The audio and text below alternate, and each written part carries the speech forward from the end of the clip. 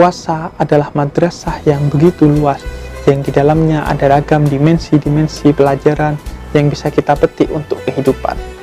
Puasa mengajarkan kepada kita bahwa dalam waktu dan kondisi tertentu kita menahan diri dari sesuatu yang sebenarnya halal bagi kita untuk mendapatkan keridhaan Allah Subhanahu wa ta'ala.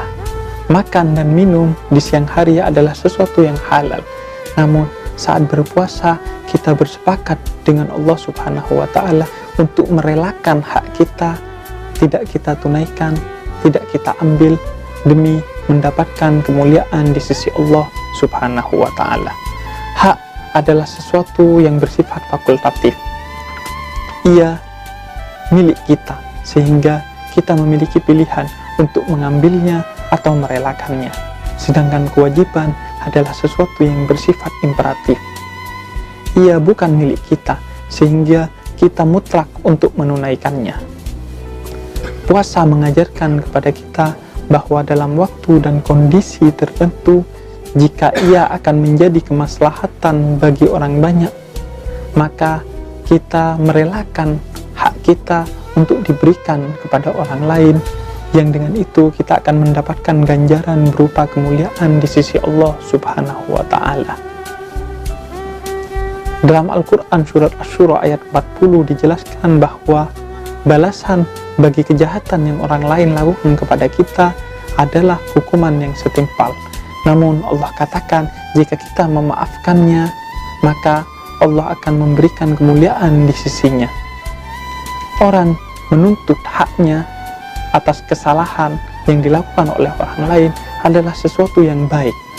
Namun dalam kondisi dan waktu tertentu, jika ia merelakan haknya diberikan kepada orang lain dan tidak menuntut hukuman atas kesalahan yang dilakukan orang lain, sehingga itu menjadi kemudian kemaslahatan bagi banyak orang, dan di waktu kemudian, maka orang itu bukan hanya baik, namun pribadi yang bijaksana. Rasulullah Shallallahu Alaihi Wasallam mengajarkan pada orang yang menjadi suruhan Abu Sufyan untuk membunuhnya namun gagal, Rasul tidak menuntut hukuman atas ia. Rasul justru memaafkan orang itu dan bersabar atas kondisi itu, sehingga mendapatkan kemuliaan di sisi Allah Subhanahu wa ta'ala. Dan memang yang terjadi kemudian, orang itu justru begitu terpukau dengan kebesaran hati Nabi, dan ia akhirnya masuk ke dalam keharibaan Islam. Kemaslahatan Rasul dapatkan dari kesabaran atas tidak menuntut haknya. Puasa mengajarkan kepada kita untuk menekan ego kita, untuk setiap saat menuntut hak kita, padahal jika kita merelakannya itu adalah lebih baik bagi kemaslahatan orang banyak. Sebab dalam kehidupan kita sering hanya menuntut hak, namun kita abai dalam melakukan kewajiban. Yang ada dalam diksi kita bahkan hanyalah hak asasi manusia. Kita tidak mengenal diksi wajib asasi manusia.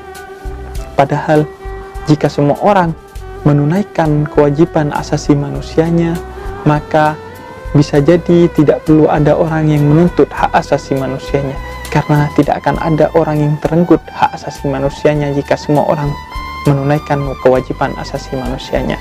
Atau minimal jika semua orang melakukan kewajiban asasi manusianya, maka tidak sulit untuk menegakkan hak asasi manusia. Puasa mengajarkan tentang hal itu.